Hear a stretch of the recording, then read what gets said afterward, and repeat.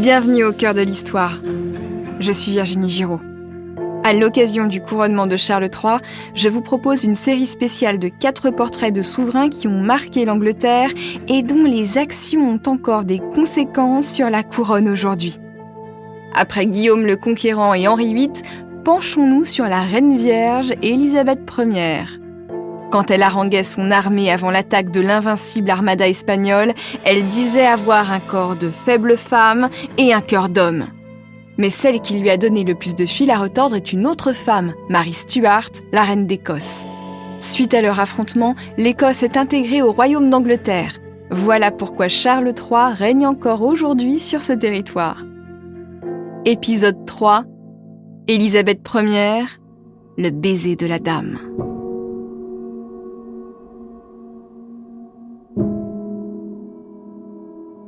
Nous sommes à Londres en février 1587.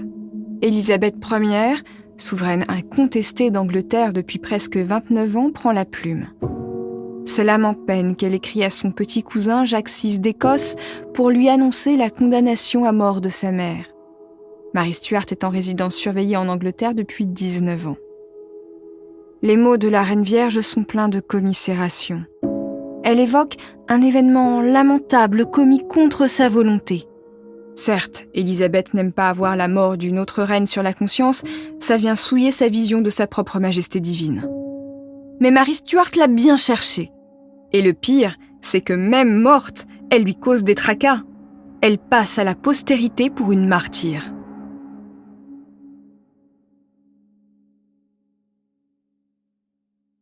La Renaissance a été une période propice aux femmes. Partout en Europe, qu'elles soient reines ou régentes, elles prennent un pouvoir considérable au point d'hystériser les prédicateurs les plus misogynes, comme le réformateur de l'Église écossaise John Knox.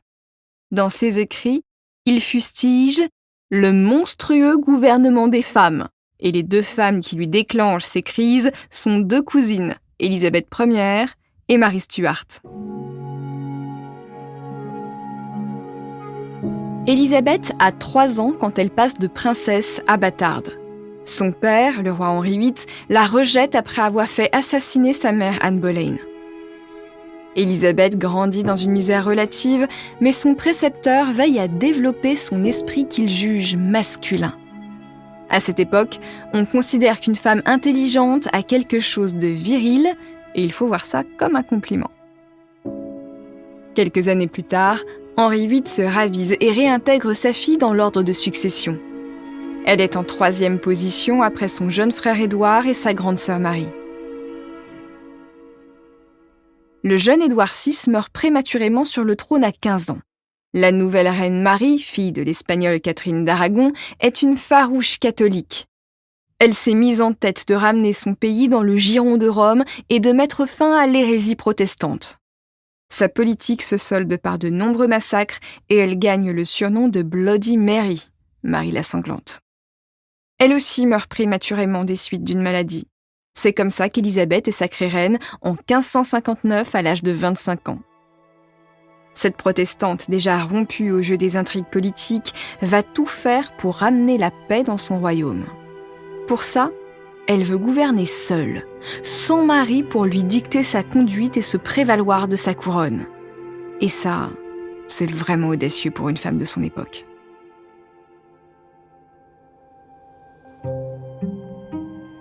L'enfance de Marie Stuart est très différente de celle d'Élisabeth. Elle succède à son père Jacques V d'Écosse quelques jours seulement après sa naissance. Ce bébé reine est entouré d'un régent zélé et d'une mère catholique au caractère bien trempé, la française Marie de Guise. Depuis des siècles, les Anglais ne rêvent que de prendre l'Écosse. La politique moins belliqueuse d'Élisabeth fera office de trêve. Mais ce n'est pas un moment d'apaisement pour autant. L'Écosse est divisée en clans qui empêchent toute unité politique solide au sein du royaume. À cette structure politico-administrative complexe s'ajoute une lutte sanglante entre les familles protestantes et les familles catholiques. Pour protéger la couronne de sa fille, Marie de Guise se tourne vers son pays natal, la France. Sa fille n'a que 6 ans quand elle arrive à la cour du roi Henri II. Elle est promise à son dauphin François. La petite Marie est donc élevée dans les fastes d'une cour raffinée qui la prépare à devenir reine selon les standards français, c'est-à-dire la mère des futurs héritiers et la représentante du charme féminin à la cour. Mais elle est aussi un pion dans la politique de sa belle famille. Henri II la pousse à ajouter le lion anglais sur ses armoiries. Le projet est clair. Marie Stuart est l'arrière-petite-fille du roi d'Angleterre Henri VII Tudor. Elle peut tout à fait revendiquer la couronne de ce pays au même titre qu'Élisabeth qui, elle, est la petite-fille d'Henri VII. Évidemment, Henri II a une idée derrière la tête. Pour lui, comme pour l'Empire espagnol, l'Angleterre est une terre à annexer par tous les moyens pour s'arroger ses richesses.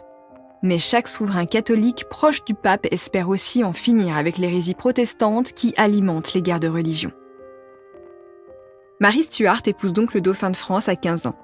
Elle devient reine de France en 1559, quelques mois après le sacre d'Élisabeth en Angleterre. Pour les Français, Marie doit devenir aussi reine d'Angleterre pour unir les deux royaumes. Mais l'instabilité politique et religieuse en France diffère ce projet.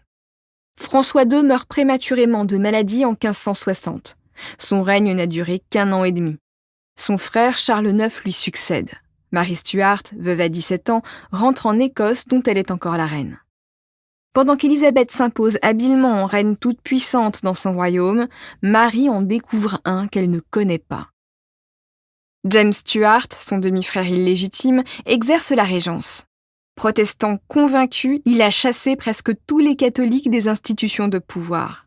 James convainc sa sœur de lui laisser exercer des fonctions de Premier ministre officieux. En échange, il lui laissera exercer sa foi catholique alors même que les messes sont interdites et il prendra en compte son avis dans le gouvernement.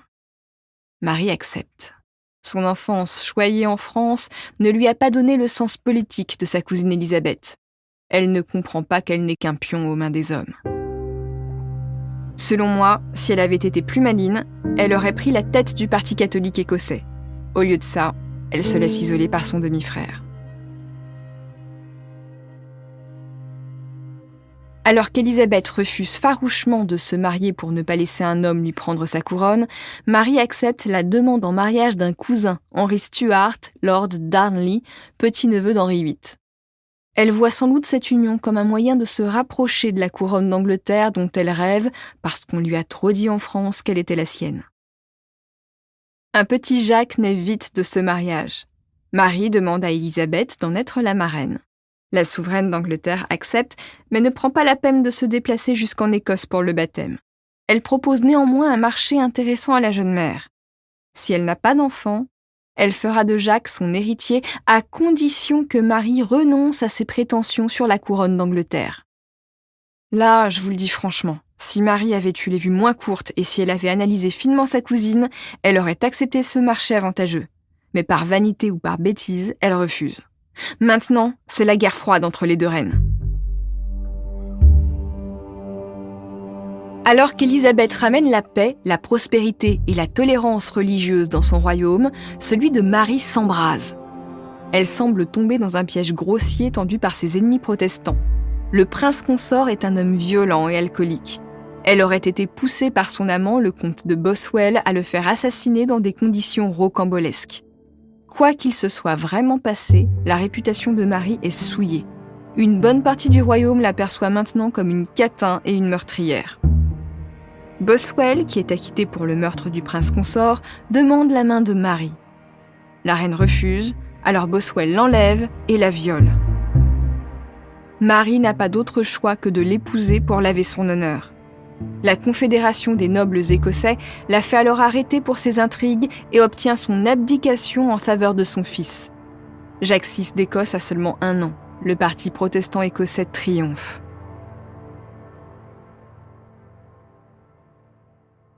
L'année suivante, en 1558, Marie s'échappe de sa prison et lève une armée immédiatement défaite par ses ennemis. Acculée, elle fuit au nord de l'Angleterre sur les terres de sa cousine. Élisabeth sent venir les problèmes. C'est au nord de son royaume qu'il y a le plus de catholiques. Sa cousine pourrait les soulever pour lui voler sa couronne. Par précaution, elle met donc Marie Stuart en résidence surveillée pendant 19 ans. Élisabeth, qui refuse de renouer avec la violence de sa sœur aînée Bloody Mary, ne sait que faire de Marie Stuart qui passe son temps à écrire au pape, au roi de France et au roi d'Espagne. En plus, elle maîtrise à la perfection le chiffre, l'art de coder les lettres.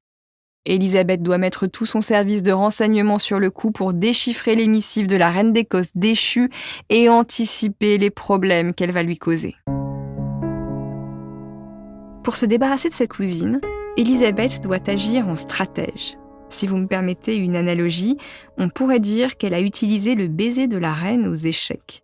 Acculer le roi ennemi, ici la reine, avec le soutien d'une autre pièce, ici James Stuart, le demi-frère de la reine Marie Stuart.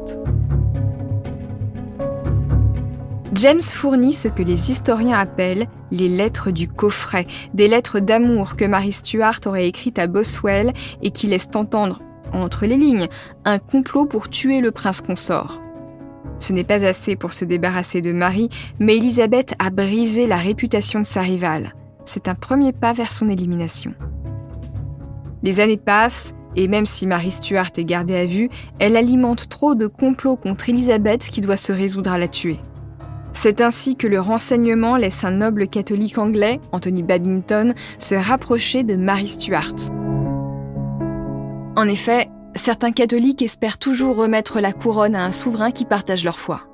Lorsque la reine déchue d'Écosse concède dans une lettre qu'il faudrait tuer la reine d'Angleterre, Élisabeth peut enfin la faire condamner pour haute trahison. Selon certains historiens, cette lettre attribuée à Marie Stuart serait un faux, mais le résultat est le même. Le 8 février 1587, après 19 ans de détention, la reine d'Écosse, en martyr catholique dont les mains débordent de crucifix et de rosaires, offre son cou au bourreau. Celui-ci, un peu ivre, s'y reprend à 3 fois pour lui couper la tête.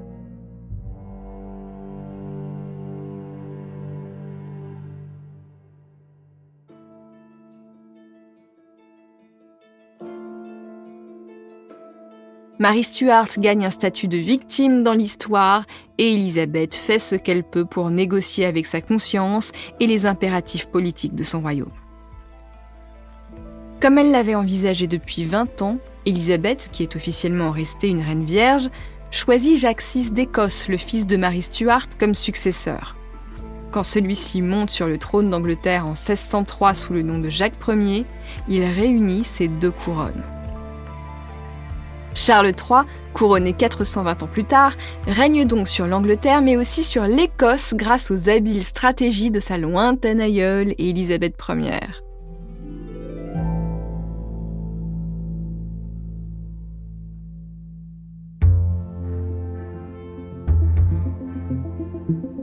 C'est la fin de ce récit consacré à Élisabeth Ière et à son duel de dames avec Marie Stuart. Mais elle n'est pas la seule reine à avoir repoussé les limites du royaume d'Angleterre. C'est une autre femme, la reine Victoria, qui va lui donner une portée mondiale et poser les fondations du futur Commonwealth. À très vite sur votre plateforme d'écoute préférée pour la suite de cette saga anglaise.